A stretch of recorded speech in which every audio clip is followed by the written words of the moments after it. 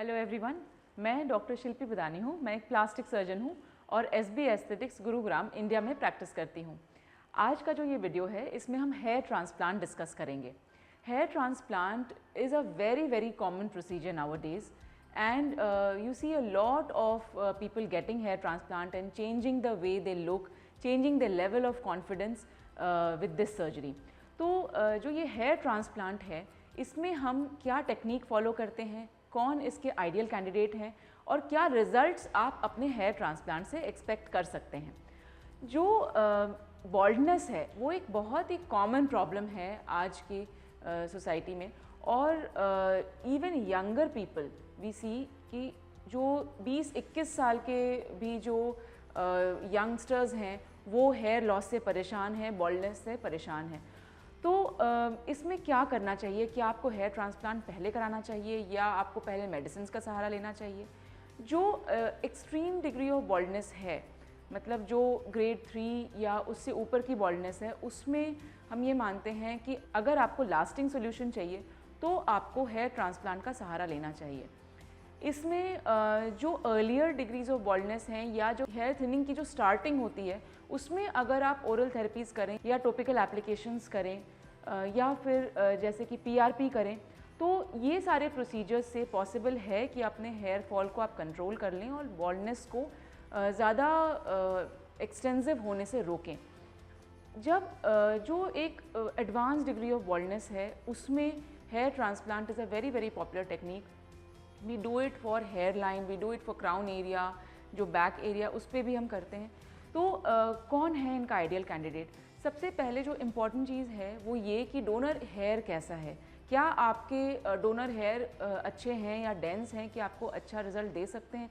ये यूजुअली हम back of the head से लेते हैं और वहाँ हम ऐसे एरिया से लेते हैं जिसमें कि डोनर डिफेक्ट या डोनर जो स्पार्सिटी है वो पता ना चले या ये पता ना चले कि वहाँ से हेयर लिया भी गया है। नॉर्मली हम एक एवरेज जो प्रोसीजर है उसमें अराउंड 3500 टू 4500 ग्राफ्ट्स करते हैं और कभी कभी जिसमें डोनर एरिया लिमिटेड होता है या डोनर एरिया थोड़े थिन होते हैं उसमें हम कंबाइंड प्रोसीजर करते हैं। जो प्रोसीजर्स हैं इसमें वो है FUT या FUE। FUE जो प्रोसेस है उसमें हम सिंगल फॉलिकल्स को हम एक्सट्रैक्ट करते हैं और उनको स्लिट्स बना के उसमें जो रेसिपिएंट एरिया है या जो बॉल्ड एरिया है उसमें हम इंसर्ट करते हैं। जो FUT का प्रोसेस है उसमें एक स्ट्रिप निकाली जाती है और वो बहुत ही नीटली क्लोज कर दी जाती है, यहाँ तक कि जो स्कार उसका आता है उसके थ्रू हेयर ग्रो करते हैं। इसको हम ट्राइकोफाइटिक क्लोजर भी कहते हैं। तो ये पता ही नहीं चलता कि कहाँ से हेयर लिया गया है। जब बहुत ज़्यादा रिक्वायरमेंट हो तो FUT का प्रोसेस बेटर है क्योंकि उसमें हार्वेस्ट ज़्यादा होता है और डोनर डिफेक्ट कम पता चलता है। लेकिन जब बहुत ज़्यादा एक्सटेंसिव एरिया है हमें कवर करने के लिए और डोनर एरिया मौजूद नहीं है बहुत ज़्यादा, तो हम इसमें कंबाइंड टेक्निक्स भी करते हैं। मतलब कि हमने स्ट्रिप भी निकाला और कुछ हेयर्स हमने FUE के द्वारा भी पिकअप किए और उसके बाद हम स्लिट्स बनाते हैं और इसमें इंसर्ट करते हैं। ये सबसे पहले आपको डिस्कस करना होगा अपने सर्जन से कि जो आप रिज़ल्ट एक्सपेक्ट कर रहे हैं वो एक सेशन में पॉसिबल है या 2 सेशन में या और भी सेशंस लगेंगे। क्या इनकी मेंटेनेंस होगी, क्या इसका केयर का प्रोटोकॉल रहेगा। जो बहुत एक्सटेंसिव एरियाज़ हैं उसमें हम स्टेज्ड मेथड प्रेफर करते हैं।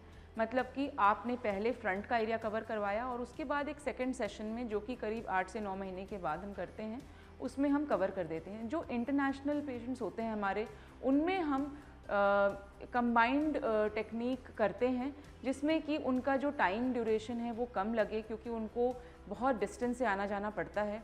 तो जब कोई स्पेशली ये रिक्वेस्ट करते हैं कि हमें सिंगल स्टेज में ही चाहिए और जो भी पॉसिबल है वो हमें अभी ही कराना है, एक ही स्टेज में कराना है, तो हमें उनको रिज़ल्ट की एक्सपेक्टेशन उसी के अकॉर्डिंग देनी पड़ती है। जब हम hair transplant as a procedure की बात करते हैं तो ये बहुत इम्पॉर्टेंट है कि आप इसकी सेफ्टी को समझें। सबसे पहले कि अगर आपको हाइपरटेंशन है या ब्लड प्रेशर आपको है तो आप इसको कंट्रोल करें क्योंकि इसमें ब्लड लॉस की संभावना ज़्यादा होगी अगर आप हाइपरटेंसिव हैं तो। ये यूजुअली लोकल एनेस्थीसिया में किया जाता है और इसमें लगभग ऑन एन एवरेज 5 से 8 घंटे का प्रोसीजर होता है depending on how many grafts we are doing या क्या एरियाज़ हम कवर कर रहे हैं।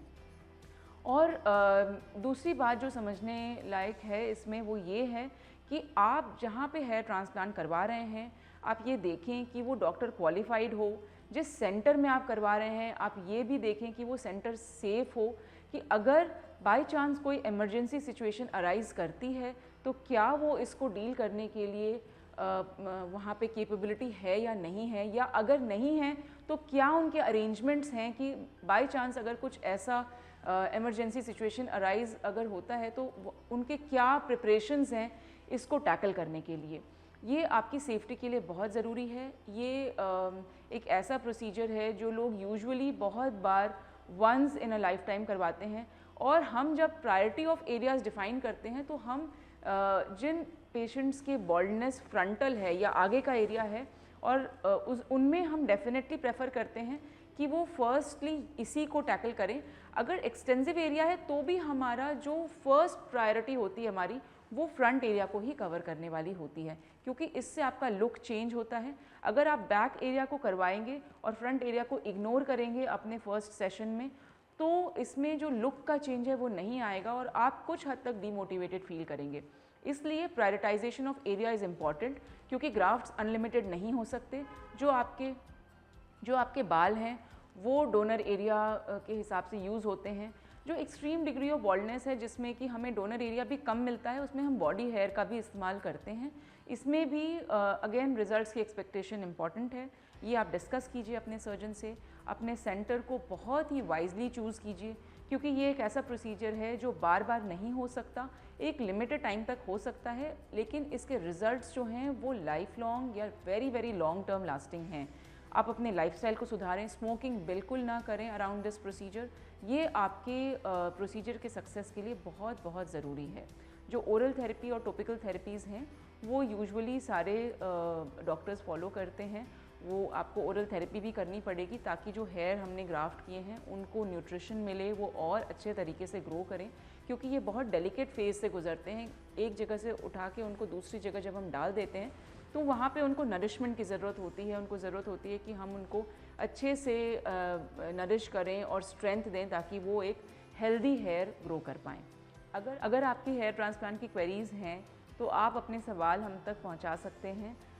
और मैं और भी प्लेटफॉर्म्स पे मौजूद हूँ, फेसबुक, इंस्टाग्राम, यूट्यूब, मेरी अपनी वेबसाइट है, हमारे ईमेल्स और फ़ोन नंबर्स भी मौजूद हैं। आप हम तक अपनी क्वेरीज़ पहुँचा सकते हैं और इन्फॉर्म्ड रहिए और सही चॉइसेस बनाइए, ये बहुत ज़रूरी है।